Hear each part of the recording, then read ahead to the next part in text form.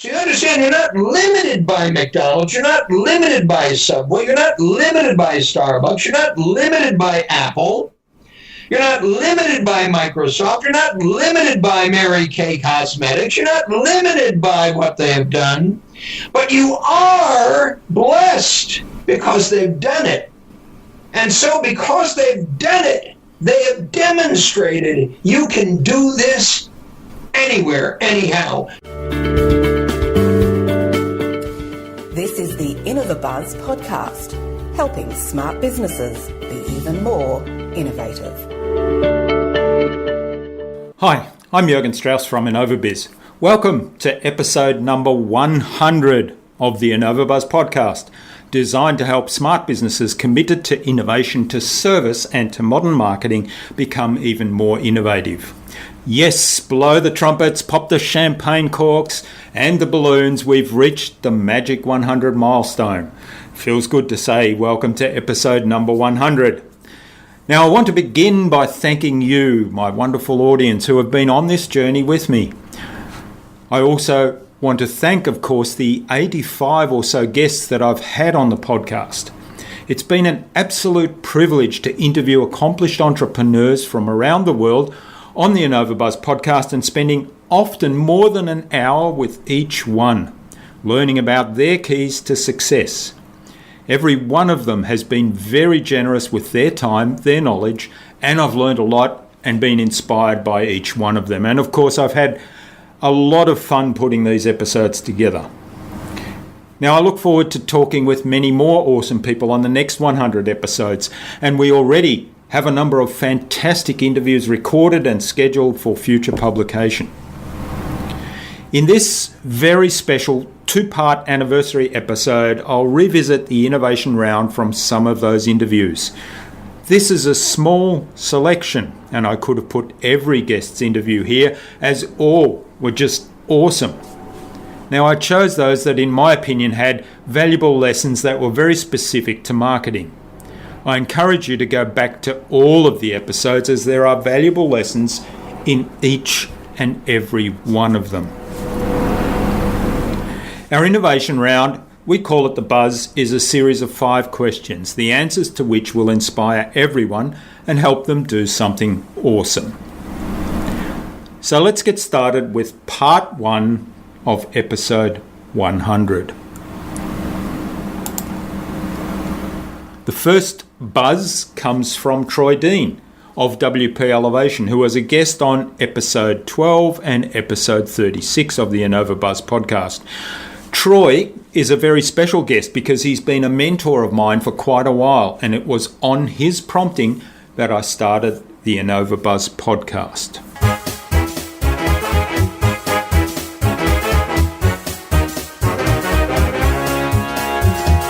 Answers, and we'll see where we go. So it's cool. Designed to help our audience learn about, other people who are innovating and leaders in their field and learn from their experience. Sure. So what do you think is the number one thing anyone needs to do to be more innovative? That's a really good question. I kind of thought about this before when I was looking at the sheet. I think they need to listen to their customers. Is the very first thing they need to do, and find efficiencies to find ways of delivering the value in a more efficient way. Yeah. But I think the number one thing is you have to listen to your customer. Okay, yeah. That's a theme that's coming through really strongly in all that you're doing. So yeah. That's really great to tie it in with that. Yeah. Yeah. Oh, so the next question you could probably answer it the same. What's the best thing you've done to develop new ideas and new products? Listen to your customer. Yeah, listen to your customer and focus on the user experience. Like you really just have to put yourself in the shoes of your customer and say, as the customer is using our product, what happens? And there are so many ways that you can improve and innovate. I tell you, you buy anything from Apple and just look at the packaging. I mean, no one packages and delivers things the way Apple do. And it's packaging, for God's sake. Who cares about packaging? Yeah. Steve Jobs cared about packaging. Steve Jobs cared about the user experience. And that's why people who use Apple products become, cultish about Apple, because They care about the user experience, and it's packaging. You know what I mean? Yeah. So there are opportunities everywhere to make an amazing user experience. You just have to listen to your customer. Yeah, that's good. And I had the privilege recently of spending a lot of time with Tom O'Toole, and one of the things he said that relates to that was about price and service and experience, the user experience or the customer experience in his words. That lingers long after the price is forgotten. So absolutely, of course it does. So, what's your favourite tool or system for kind of driving innovation or for improving productivity? Well, at the moment, and this could change tomorrow, or it could change this afternoon. The next shiny object comes along. That's right. At the moment, it's Infusionsoft. Yeah. So Infusionsoft is, for those that don't know, is a CRM, and you can't even begin to explain how powerful it is, but it is just helping us systemize our processes and automate a lot of our internal systems. So even, for example, when we publish a podcast episode with a guest, we email the guest the link to the podcast episode so that they can share it with their following. And then 2 weeks later, we email them to remind them to come back and look through the comments and award a prize. Well, that's all automated in Infusionsoft now. So what we do is we add the link to their episode into their customer record card in Infusionsoft. We tag them as podcast guest, and the emails just go out automatically. So it doesn't fall through the cracks. We're not relying on some human to put a reminder in their calendar to email that podcast guest. It just happens automatically. Yeah. So Infusionsoft is not perfect, but it's fabulous. Yeah. And if I understand it correctly, you can actually do conditional things there. So, you can trigger those things to go different pathways depending on what events might have procured Absolutely. that. Yeah. I mean, the easiest example is I'm working with a coaching client at the moment who's got kind of 3 major things that she teaches. Let's call them apples, bananas, and oranges. You can send out an email to your entire database that basically says, hey, do me a quick favor, tell me, are you interested in apples, bananas, or oranges? And each one of those is a link. And based on what someone clicks on, which link they click on, they will be funneled into a whole new sequence where we just talk about apples, because that's what they said they're interested in. Now, apples, bananas, oranges all kind of leads to the ultimate sale, which is a bag of fruit, but they got there talking about apples or bananas or oranges. So again, customizing the user experience through your marketing funnel, that really excites me. I mean, I'm a geek, but that really excites me. Yeah, it is very powerful. It is. All right. So what do you think is the best way to keep a project or a client on track? Everyone says constant communication. Yeah. I'm going to say contact your customer before they contact you. Yeah. Yeah. So we have a failure metric in our business now that if a client emails me or calls me to ask me how a project's going, we failed. Yeah. And guess what? It still happens. We still fail every now and then. But I like my customers to know that we're working on it and that they can rest easy. So make sure you contact your customers before they contact you. Yeah. And I'm just gonna dovetail that something that Ed Dale said to me yesterday on the podcast. One of the best ways to keep a client on track is to not ask them to do anything. Do everything for them, because the moment you ask a client to do something, the wheels are going to fall off, because they're busy, and B, they're not equipped to do what you're asking them to do. And we were specifically talking about creating content for websites. I was just going to say that's an example. He said, stop asking clients for content. Yeah. They're paying you as a consultant. Just do the content for them. Yeah. So I think I'm going to take that on board. Yeah, well, I was going to throw that very example in, because I think, look, most website developers, whether they're in WordPress or anything else, will probably say getting the content from the client is the biggest holdup. Ah, absolutely. And in fact, I tell people, usually if you're talking to somebody pre-proposal and they say, well, how long will it, how much is it going to cost and how long will it take, are kind of 2, questions they ask fairly early on. And you say, well, we can be pretty quick, but it depends on how quickly you can get the content. That's exactly right. The answer always is, well, how long it will take depends on how organised you are, and how much it will cost will depend on how long it will take, which will depend on how organised you are. So the last couple of times I've actually gone back and I said, we'll organise the content for you. So I've taken that advice. So, absolutely. That's right. Great advice. All right. Well, finally, what's the number one thing you can do to differentiate yourself, or anyone can do to differentiate themselves? That's a really good question. I learned this from Dan Kennedy. Dan Kennedy says, if you want extraordinary results, do the opposite of what everyone else is doing. And I think it's so true. I mean, and I'll give you one very practical example. And this it ties in a little bit with innovation. If a client emails or a lead emails or calls up and says, we need to talk to someone about a new website, most web freelancers will say, okay, no worries. Well, I've got some time next week. Do you want me to come over and meet with you? And, they'll go and have a meeting with the client. And I just don't think that works. I think that model's completely broken. So what I do now is I say, I'm more than happy to talk to you about your new website project. I need to see if we're a good fit for each other. This is a canned response email, by the way, that they get. And that just drives them to a worksheet inquiry form on the website that they fill in. Now, if they fill that in, most people don't. If they fill that in, which is telling in itself, if they fill that in, I'll look through it, and if the responses make sense and I think we can actually hit a home run with this client, I will then email them 3 times, 3 opportunities. Next week, Tuesday at 10 o'clock, Thursday at 10 o'clock, and Friday at 1 p.m, I've got some time to meet with you. And usually it'll be online. It'll be an online meeting. Pick your time if you want to get on Skype and chat with me. And I'm just filtering out people who are not a good fit for us, and I'm using technology to automate the whole process. So really, the first thing I get is an inquiry form filled in, and I look at it and go, I reckon we can hit a home run there. I want to get on Skype and chat with this person. And I flick them a canned response email. I might not hear from them. If I do, great. I know they're qualified, and I know that we're probably going to have a good time working together. So that's, no one's doing that because everyone's optimistically running around having meetings, and that's fine. I'm happy for them to do that, but it's not the model that I'm in. And I deliberately chose doing what I'm doing now because no one else is doing it.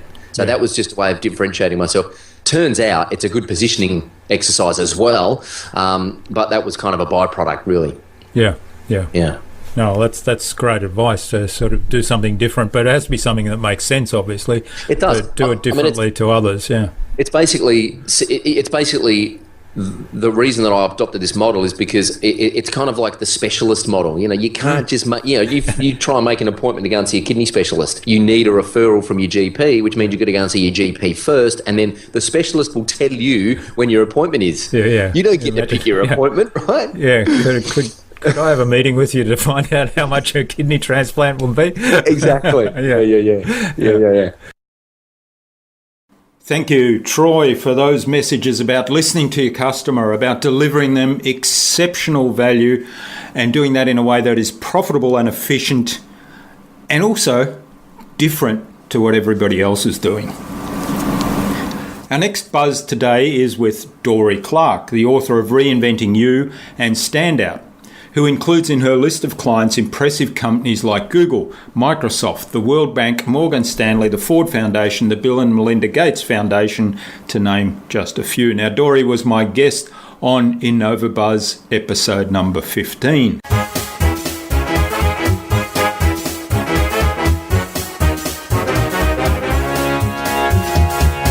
So I guess the first one is, what's the number one thing people need to do to be innovative?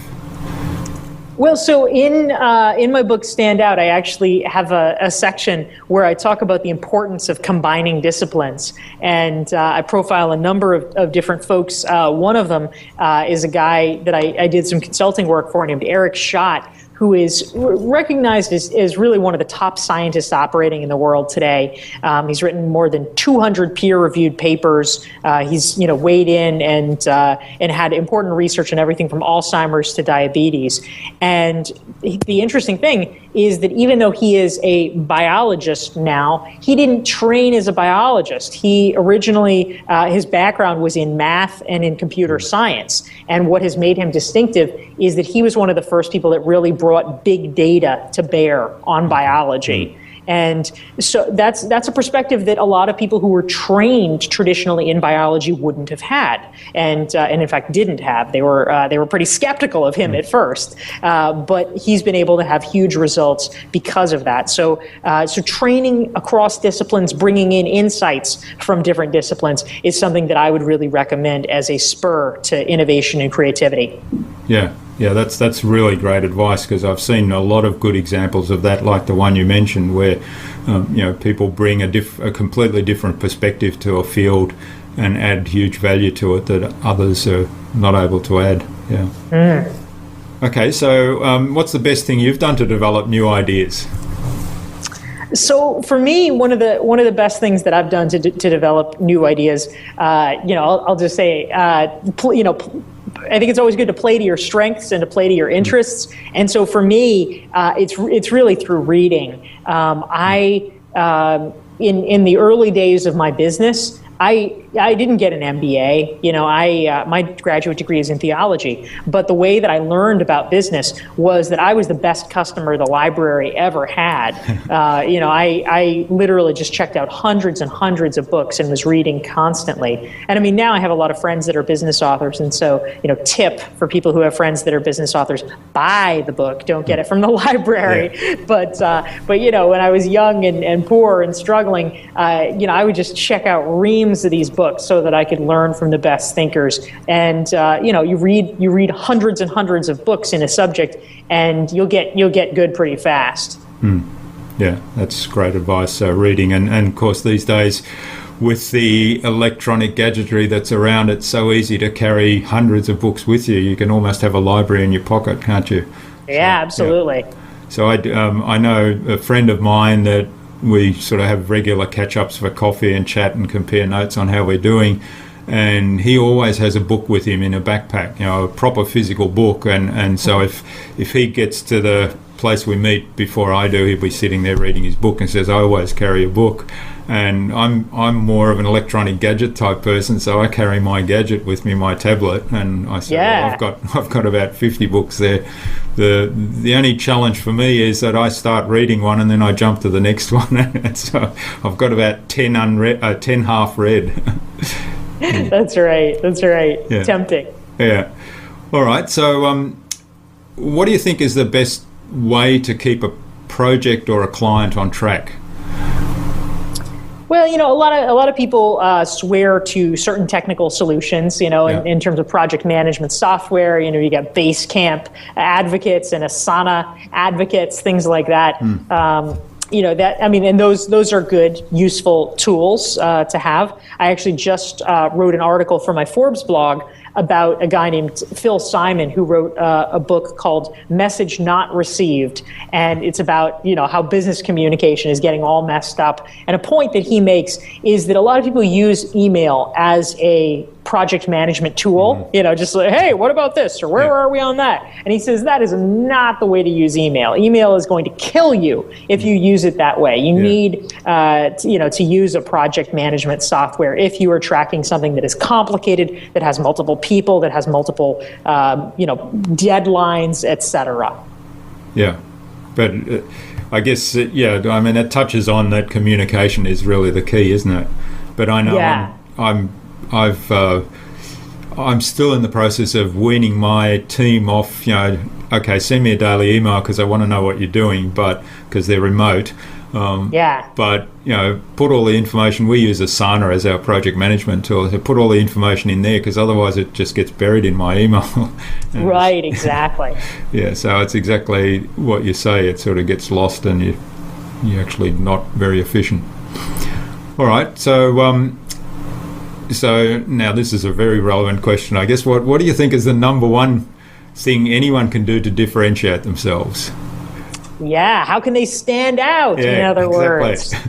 Yeah. So my favorite answer to this, the thing that I think is really critical and has been personally very critical to me, is content creation. Basically what I mean by this is that you can be the best thinker in the world, you can have the best ideas in your head, you can be the most insightful, consultant, accountant, lawyer, web designer, whatever it is. But if you do not somehow put your ideas out there and communicate them to other people, no one will ever know if you're any good. You have to start writing about them. You have to start talking about them, giving speeches, doing webinars, doing podcasts, writing blogs. If you do that, other people, your knowledge will become manifest, and they can see it and they can say, oh, I love the way he thinks. I'm going to hire him.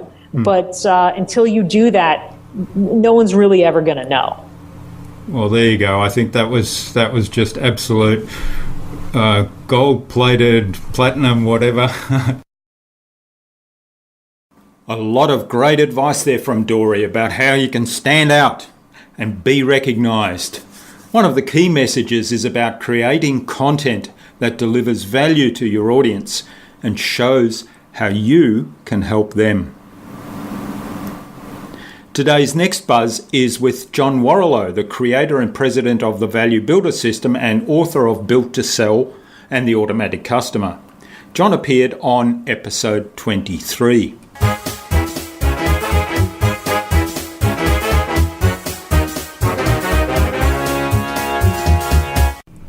So the first one, what's the number one thing anyone needs to do, you think, to be more innovative? Sell less to more people. One of the things that I think people make the mistake of, and entrepreneurs make the mistake of, is they sell way too many things to too few customers. And I think to be more innovative, what you really need to do is try to find one thing that you're going to be the best in the world in, and focus in on selling that to lots of customers. Innovation, I think, it's iterative, and I think when you look at tremendous products, whether it's the iMac or I'm trying to think of other good examples, the Apple Watch, et cetera. Yeah. It's really just small improvements on an existing product, and I think that's really innovation. But the only way you do that is if you're selling a fewer things and you're really focused in on getting it right with just a couple things. Yeah, that's right. That's great advice, and it's often counterintuitive to what most businesses do, isn't it? Yeah. Yeah. All right. What's the best thing you've done to develop new ideas or new products?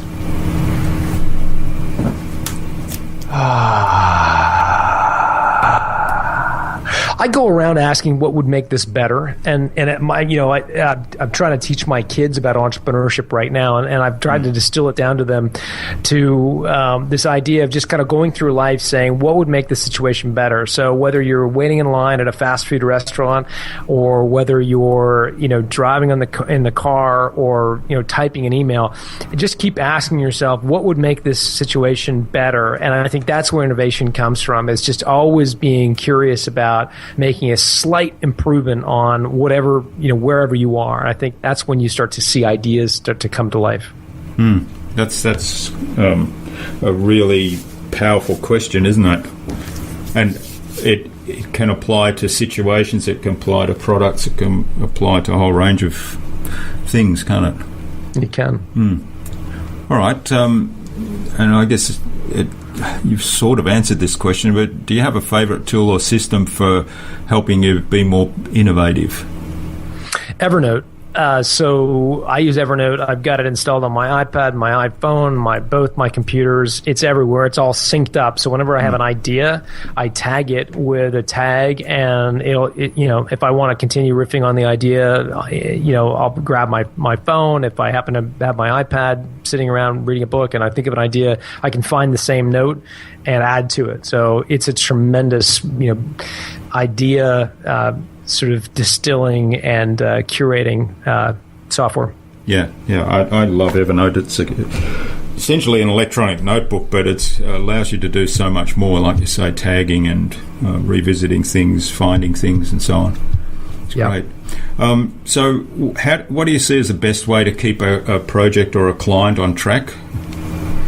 Oh, I don't like clients, so I can't tell you about a client because I'm a huge believer in not having clients instead of creating recurring revenue. Yeah. So you don't have. That's right. Yes, you talk about customers, right? Well, yeah, customers and also having sort of systems that recur. So I think, not to be too self-serving, but creating a subscription model where a customer agrees up front to a set of services in advance is the best way to keep them on track. You're stripping out any ambiguity to the relationship, and you're saying, look, we're going to do these 3 things, and in return, you're going to give us this every month. And it's a very clear set of deliverables in return for an amount of money. And I think that forces you, when you publish that and you commit to that, then you'll stay on track, they'll stay on track. And I think that's the best way to do it. Yeah, well, that's not surprising that's the advice, but it's good advice. Okay, so what's the number one thing people can do to differentiate themselves as an innovator or as a leader in their field? Well, to me, differentiation comes down to, two attributes. Does it make you different? And do customers care? And those two bars, although simple to say, often can be very difficult to climb over. So number one, do customers care?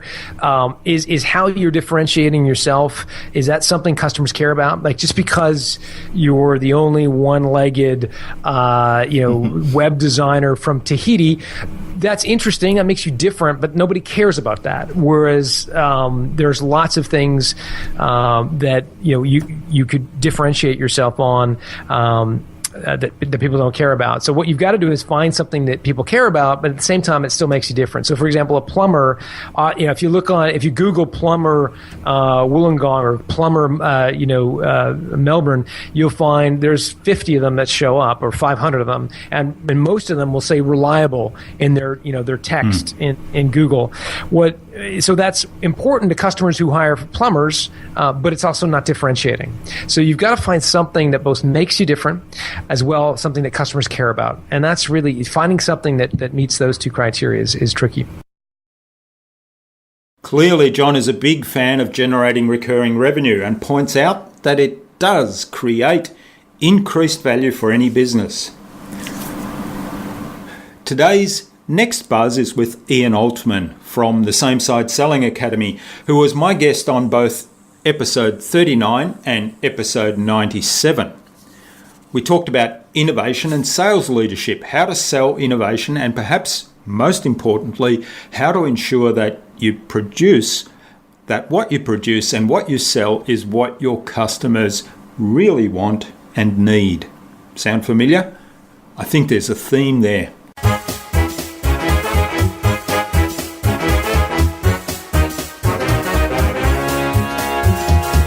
Just to remind our audience, the Buzz is our innovation round designed to help our audience who, are primarily innovators and leaders in their field, but deliver some tips from your experience. So we've got 5 questions that we're going to ask. So what's the number one thing anyone needs to do to be more innovative?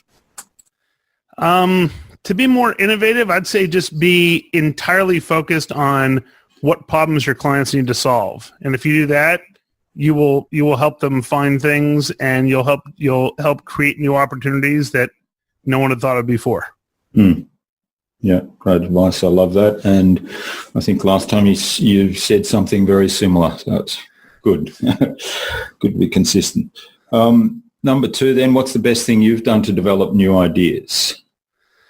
You know what? It's a very similar answer, which is I'm constantly listening to my audience and my clients and getting feedback. So anytime, like for example, the Same Side quadrants came out of talking with clients about the best way to implement same side selling in a repeatable way for them.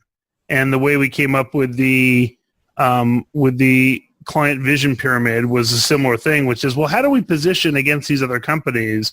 And it was just listening to what people wanted. That's what's helped create the greatest things. Yeah, great advice, listening to feedback. And so how do you go about getting that feedback when, or understanding that feedback, to put it in a different light? So often people say, that was a great speech, or that was a great meeting. So how do you then take that to get something meaningful back in terms of feedback? Well, see, every time I speak, I start by saying, what are the actionable takeaways for the audience, and then how do I deliver those to them? So if you're an attendant, if you're an attendee in my sessions, it's pretty easy.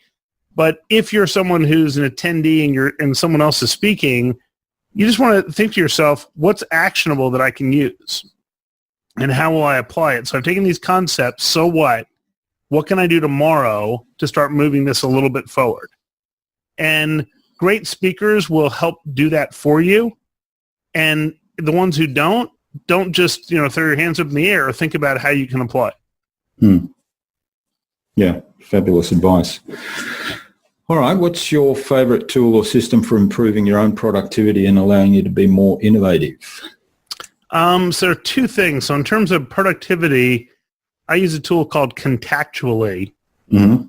And Contactually is a CRM tool that allows you to, in essence, categorize or put people into buckets with specified follow-up intervals. So if you don't do it, it reminds you to. So that helps me. The other one is from a friend of mine, Neen James, who speaks a fair amount about productivity. And this is the simplest yet incredibly powerful piece of advice. Is she says every day, the first task you should do is on a Post-it note, write down the 3 things that are the most important things for you to get done that day. And just have a pact with yourself that you're not going to get distracted by other things. And you're not going to finish your day until those 3 things are done. And her comment is, there's so many people that go day in and day out without getting the most important things done. If you do it this way, at a minimum, you're going to get the 3 most important things done every day, which puts you ahead of the rest of the world. Yeah, I like that technique. I use something very similar myself. What I use is a 1-3-5 thing. So I have 1 that's an absolute must. It's the most important thing, and then 3 that really should get done as well, and then 5. So, in worst case scenario, you'll only get the 1 done if it's a bigger thing, but you know that you've done the most important one. So yeah, great. Yeah, I like the idea of the Post-it note. Keep it in front of your face. All right. So, and Contactually is great. Yeah. It's something that reminds you not to drop the ball on the communication and follow up with clients. Yep. So what's the best way to keep a project or a client on track? Have the results in mind. So if you're constantly revisiting the results, then any little political discussion or anything else goes out the window, because unless it impacts the results, it doesn't matter. And so when someone all of a sudden brings something up that's on a different tangent, you get to say, well, how does that tie in with these results? Or do we need to modify what meaningful results would look like? But simply by focusing on the results, you can make sure that everyone's on the same page, because someone else has to tell you why what they're bringing up right now is in the best interest of the results, which often they'll realize it isn't. Yeah. Wonderful advice, and it ties in so well with the whole idea of same-side selling. Okay, what's the number one thing anyone can do to differentiate themselves? And you've probably told us that a few times during the interview. Yeah, you know what? And this is boring for people to hear it again, but it just got to come back to, it comes back to knowing what problems you solve. So the thing is that the mistake that people often make when they come up with these elevator rants is they try to use marketing speak to make it generic and apply to everybody. The reality is that you want to be hyper-focused and incredibly specific about the problems that you solve. And when that happens, you're like a magnet attracting the ideal customers. I've got a client of mine who sells technology solutions, and they used to say they sold to everybody. And now they say, well, it's either professional services firms like law firms or accounting firms where if their systems are down, it costs them real money, or it's trade associations where if their systems are down, it makes them less relevant and they have trouble maintaining their credibility with their base. And in both cases, it's organizations who say, look, if I don't have modern technology, then I can't attract millennials to my business. So their message became hyper-focused, and now their biggest problem is that they can't hire people fast enough to keep up with the demand in their business. Yeah. And their market has gotten more competitive, not less competitive, but they're growing and just bursting at the seams because their message is hyper-focused.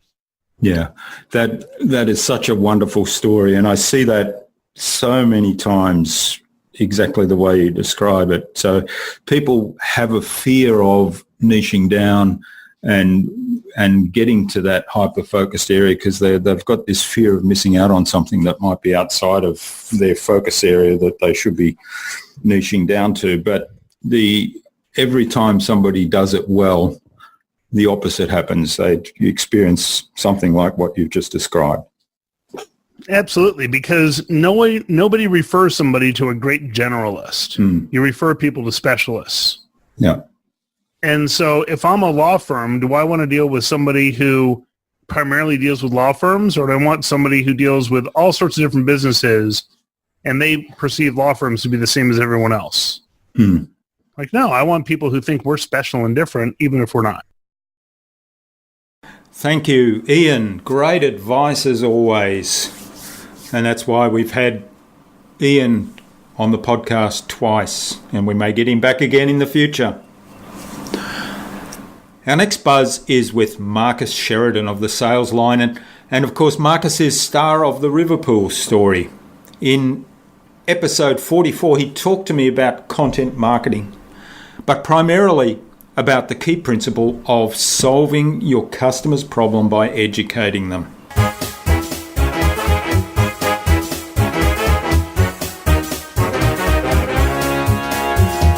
Cool. Fire away. So what's the number one thing anyone needs to do to be more innovative? Oh, man. I feel like I've answered this six times because I, you know what? It might frustrate people, but it's just so true. You've got to, Gary Vaynerchuk, people think he's innovative. Actually, he's just a really good observer. Yeah. He watches stuff. He watches people. And from the keen observation, the keen eye, he's able to say, I see this happening.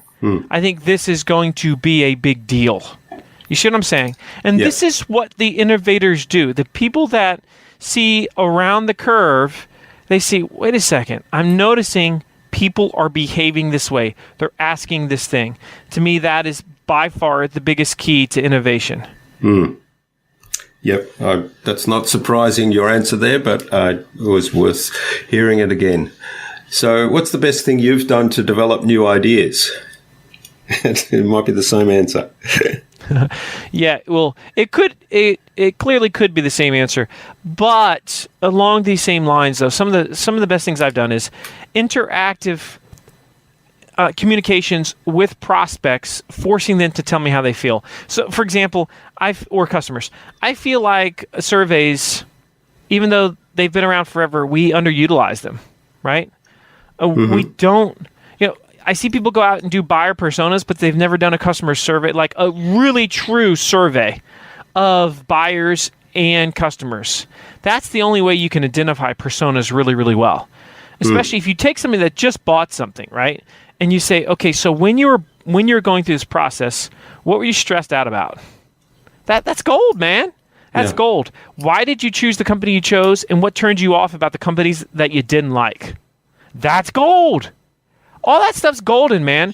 If the used car industry had done that 50 years ago, we wouldn't still have 9 out of 10 commercials saying, today, this Saturday, the biggest, greatest sale of the year.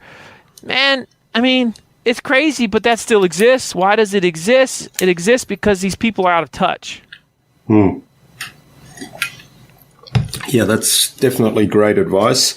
And those ads really annoy me. So, what's your favorite tool or system for improving productivity and allowing you to be more innovative? I think I know what the answer might be here.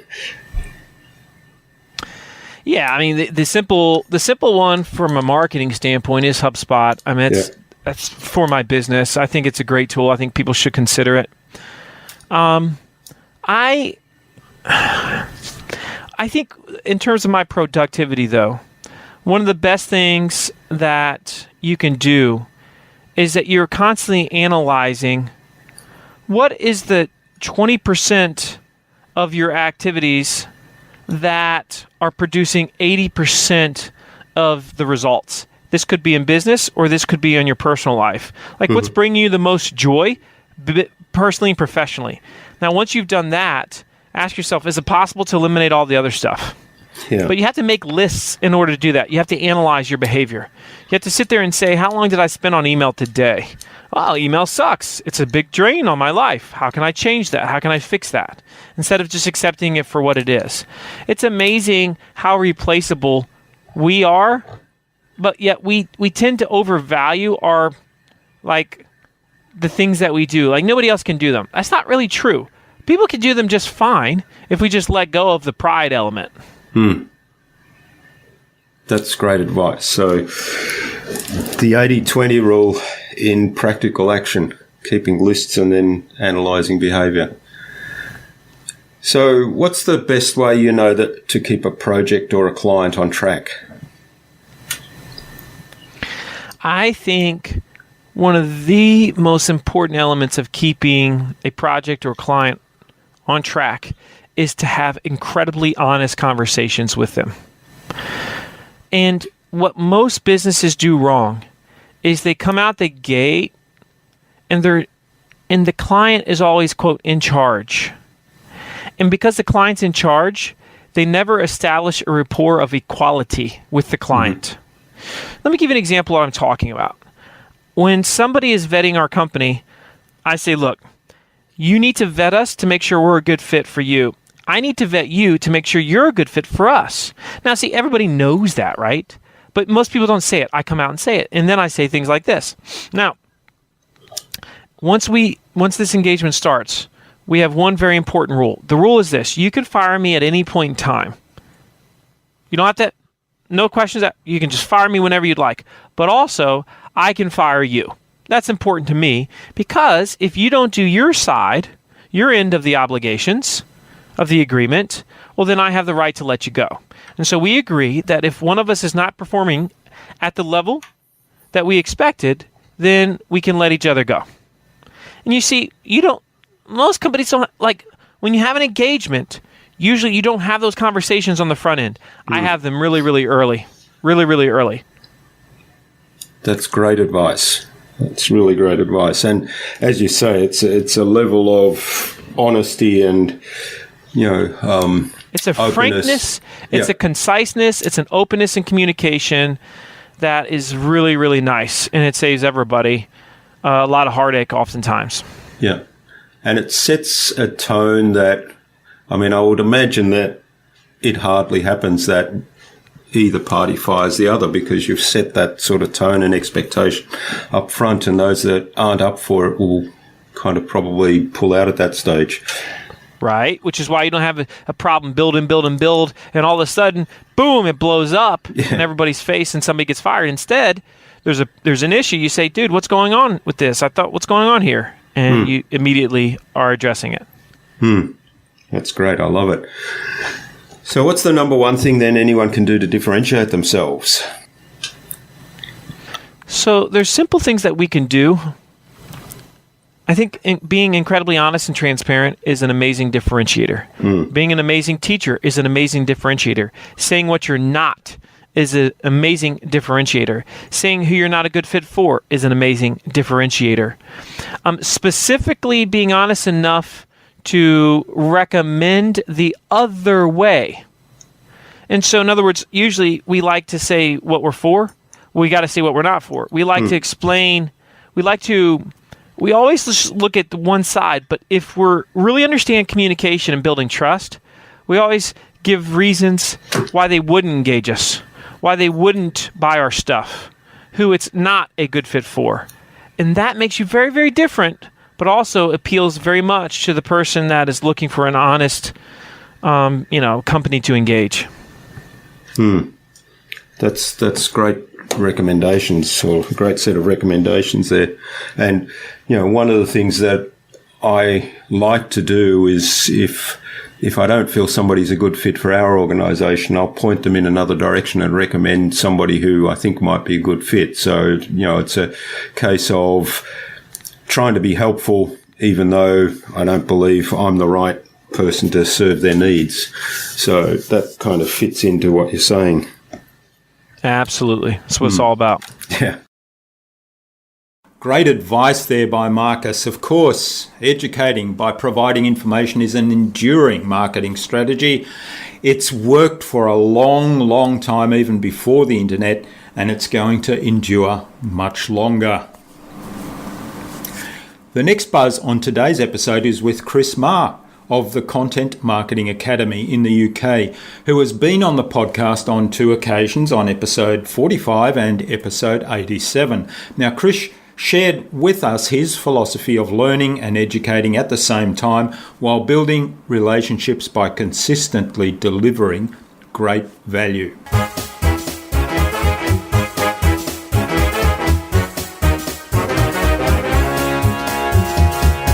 So I'm going to ask a series of 5 questions, and hopefully you're going to give us some really insightful answers that inspires everyone and gets them doing something awesome. Cool, no pressure then, right? Yeah. So what do you think the number one thing is anyone needs to do to be more innovative?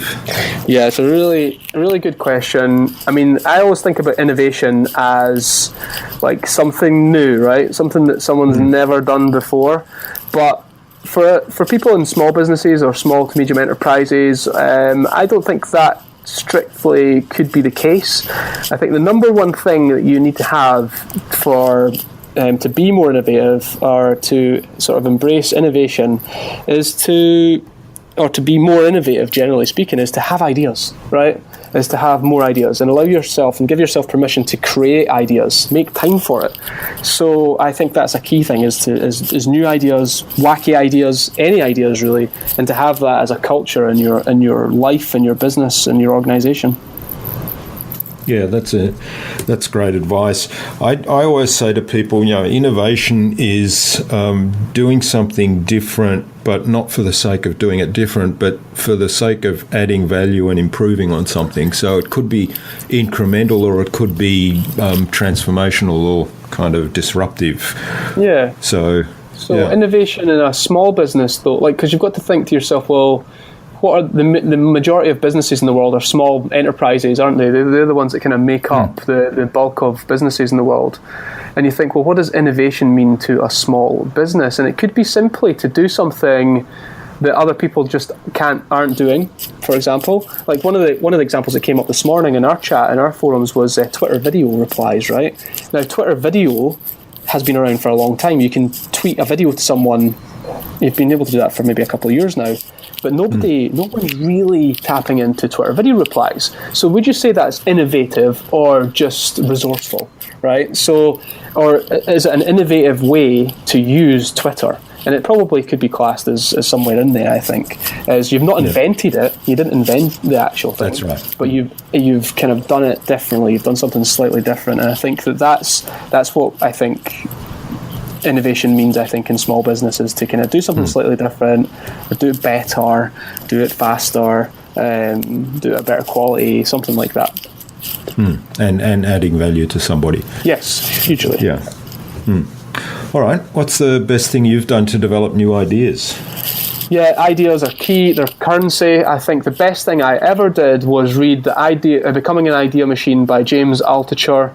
Listened to it on audio, read the book a whole bunch of times, and like one of the exercises in that book is he gets you to write down 10 ideas every single day. And I did that. I've not done it. I don't do it every day now, but I did it for every day for a long time, and I still do the practice now. Which is like, for example, someone messaged me on Instagram today saying that they would like to think about how they could incorporate subscription into their business. So one of my tasks for later on today is to give them 10 ideas. So those 10 ideas I'm giving them away, but by just exercising that idea muscle, I can think of ideas really, really quickly now, and over a period of time you get better at thinking of better ideas as well. So the idea, Becoming an Idea Machine by James Altucher, was kind of like a catalyst there, just me kind of like really sort of just starting to understand how important ideas are. And you know how you meet people who are just like ideas people. They'll just fire tons of ideas at you. Like those are the people that you need to be around. And it can have its own problems, because you need to figure out which ideas are the best ideas. So that's the next step. Yeah. But you can allow yourself to think of crazy ideas, and just allow that muscle, that idea muscle, to be exercised. It's really, really, really, really important, especially now when everybody's done everything. So how can you do something just a little bit different? You've got to get the ideas. And the one thing I've learned by doing this is that, see, when you're thinking of 10 ideas, when you get to idea 7, idea 8, 9 and 10 are really hard. So, but that's you doing the exercise, that's you pushing yourself. So I think that it's a great exercise to go through. So for example, I do it all the time. I'll even go into Snapchat sometimes and say, hey, give me a challenge you're having just now. I'll come up with 10 ideas for you. I put in my proposals for consulting. I'll come up with 20 ideas for you, or whatever. So it's kind of like, I think it's a really good skill to have, and it's a skill that anybody can do, or anybody could have if they practice it. But I just think it's massively important for innovating and to come up with fresh and new approaches. That's great advice. So I've just opened up the Amazon Kindle store here, Becoming an Idea Machine by Claudia and James Altucher. Yep. And I think Claudia is the author, according to this. So we'll have a link to that in the show notes. But I see that cover and it looks familiar. So I wonder if I've got it in my collection, but I don't recall reading it. Yeah, it's the sort of thing I would probably download and add to my collection. I've got probably hundreds of books in my Kindle thing, and there's about 80% of them still to be read. Yep. I know the feeling. Now I actually find it easy. I actually find the first couple hardest. Once I get going, and then my mind seems to work that way. Once I get going, there's sort of ideas keep popping in. Cool. It's a real problem when something comes into my head when I'm in the middle of the night, when I want to get back to sleep, and then I can't sleep because ideas start to come in. Yep. Exactly. I think we all kind of suffer from that as well. But I think the key thing is just trying to think of different things. I think you're probably going to speak about it later on as well. But I think you need to get out of your own sort of like your own frame as well. Like, I think a lot about content marketing and business, but you're not going to do anything different there if you're not exposing yourself to different things, like different books and different podcasts. So instead of listening to content marketing or business podcasts all the time, I should really go out and listen to something entirely different, or read a bunch of books that other people just wouldn't read. A book on art, or a book on like someone's autobiography that's not from a business background, or just anything really that's going to inspire you in a different way. And it can be really interesting. You'll learn something, but it also kind of like gets you thinking just a little bit differently as well. So I think having ideas is great, but having ideas from different sources are good too. All right, that's great advice. So what's your favourite tool or system for improving your productivity and allowing you to be more innovative? Oh, that's got so many tools. For being productive, productivity is a tough thing. I'm not sure what the answer to that is. I think there's a couple of things that help me to be more productive. One is really taking advantage of time driving. So audiobooks and podcasts are I know it's not a tool, but it's dead time where you can really you've got a lot of time there to kind of learn or do something. So audiobooks are really key. I'm trying to think what really transformed productivity. That's a really good question. Tool wise, I have to say, I don't know. Evernote's probably been the one tool I have used for 5-6 years maybe. I use it every single day to capture all my notes.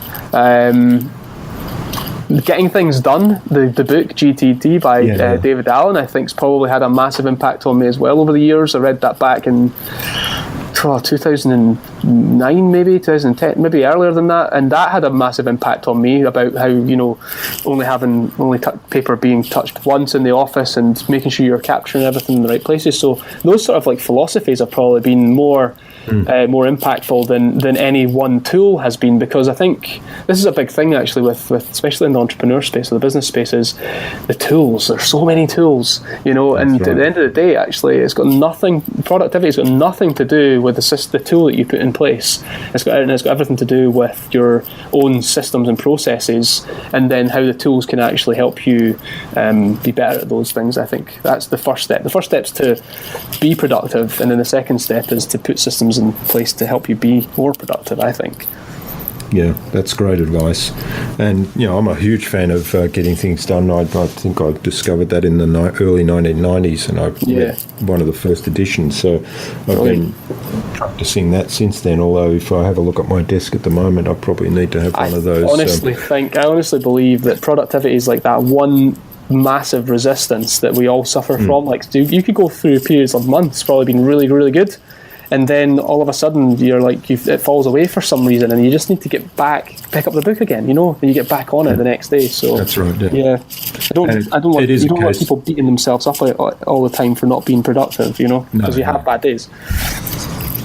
It is a case of focus, though, isn't it? And you kind of hinted at there's so many shiny tools out there for small business to kind of get distracted by. Yeah, one of the things I was talking about recently on that one was really, like, for example, we've got the membership site there and everything, and there people are saying things like you should use Infusionsoft, you should be using HubSpot and all the rest of it. And I'm like, I don't even know I haven't even figured it out like manually yet. How am I supposed to figure it out? I haven't figured it out manually yet. So how's a system going to help me right now? I need to map this. I need to figure out what works first, and then I'm going to make it look good. And I think that was, I can't remember whose quote that is. Someone did say that. It was make it work first, then make it look pretty. Basically, was what they kind of. Well, that was actually one of the big messages that was given to us at this mastermind last week that I mentioned, and I hope that's in the good part of the interview, not the bit that I end up cutting out, but the message was, don't automate stuff and don't use a shiny new tool to do stuff until you've figured it out manually. Do it manually first, get it right, get the process right, and then when you need to scale it, and you can't get on top of it manually anymore, then put it into a tool. But because the danger is you start putting all these systems and processes and tools together,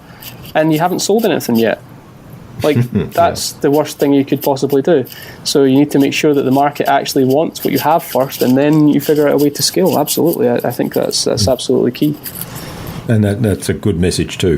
Make sure you can sell. Yeah, that's a solid message.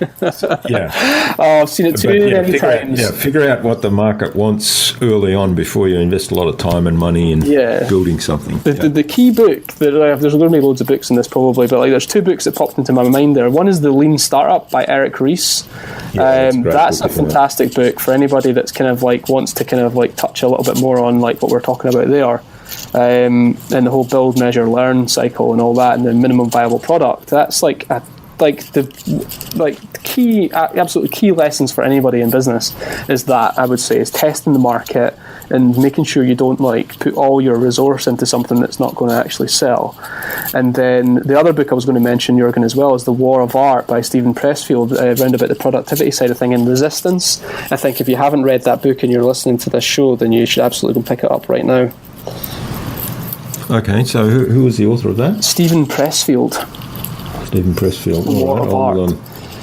I'll look that one up and put a link to that in the show notes as well, because I'm not familiar with that one. Yeah, well, once you've read it, Jürgen, send me a message. All right. Tell me how you feel. I'll do that. Yeah, will do. All right.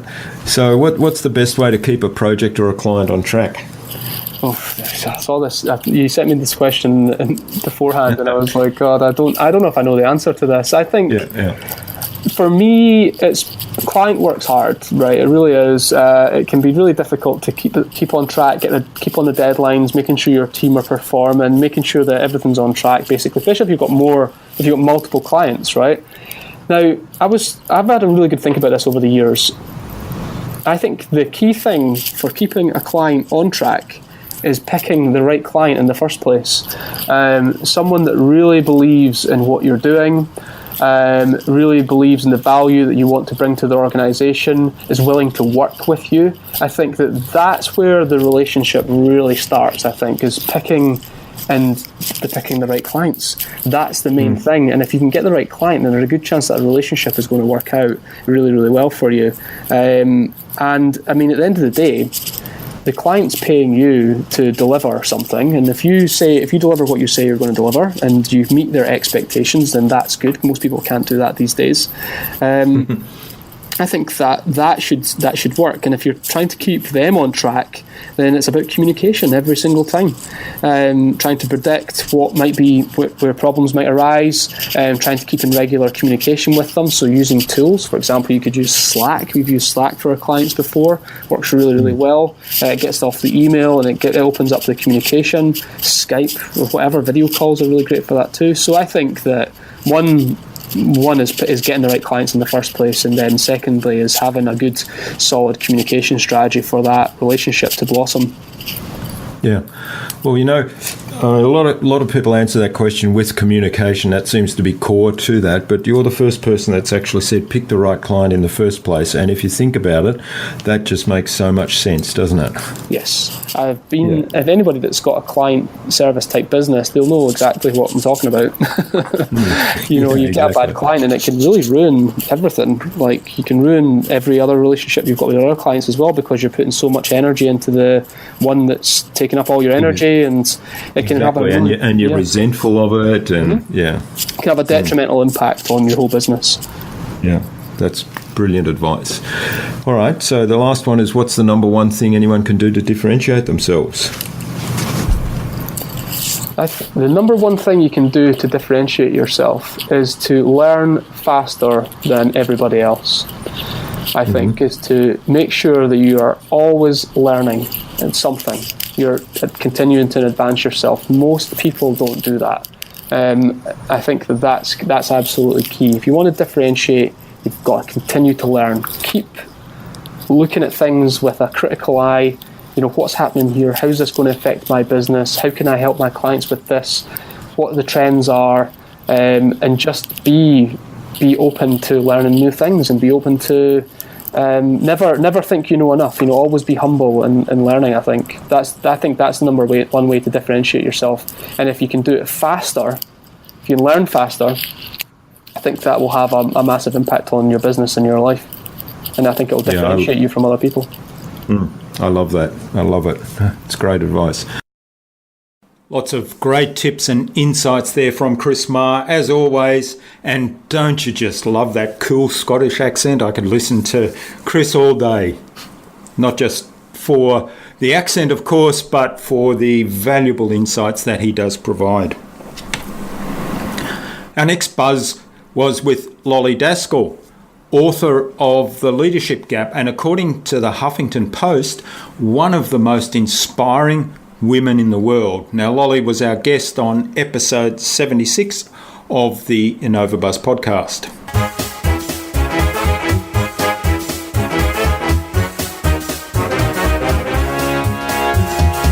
So what's the number one thing you think anyone needs to do to be more innovative? Read every day. And it doesn't have to be a book, but read something that teaches you something new knowledge, new wisdom. I love that.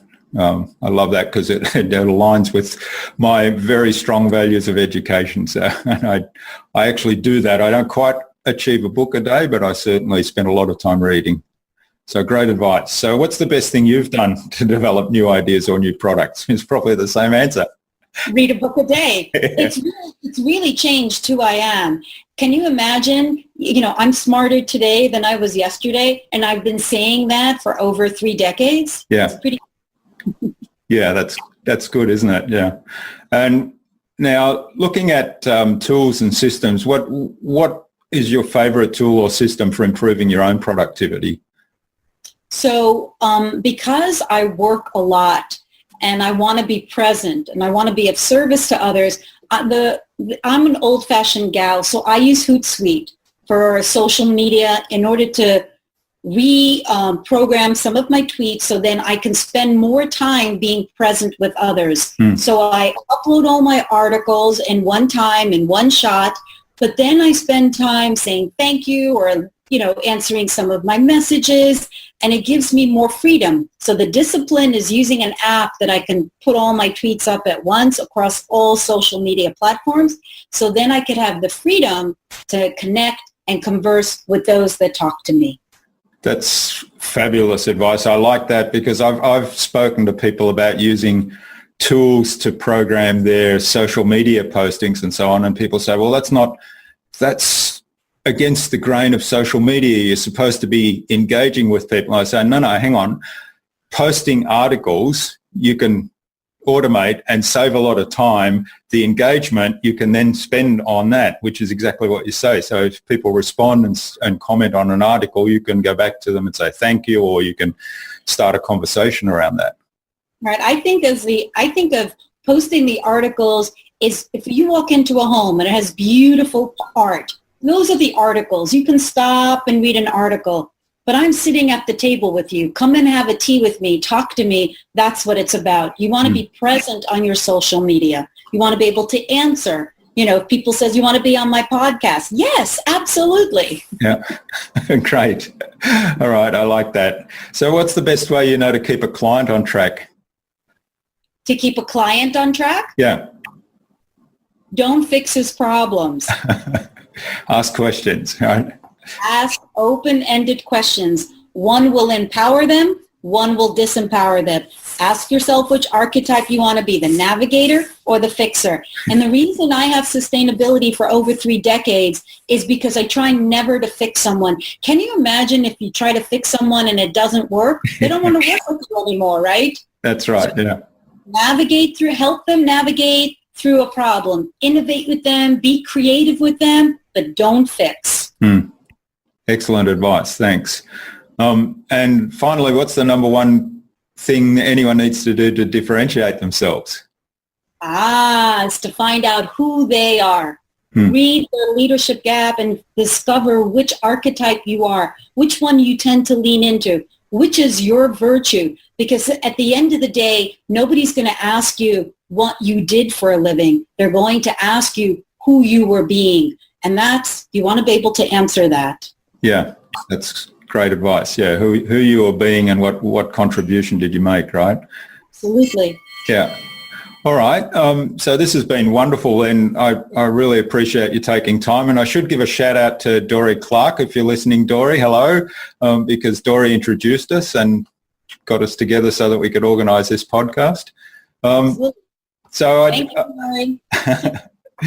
So what's the number one piece of advice you'd give to any business owner who wants to be a leader in their field and a leader in innovation?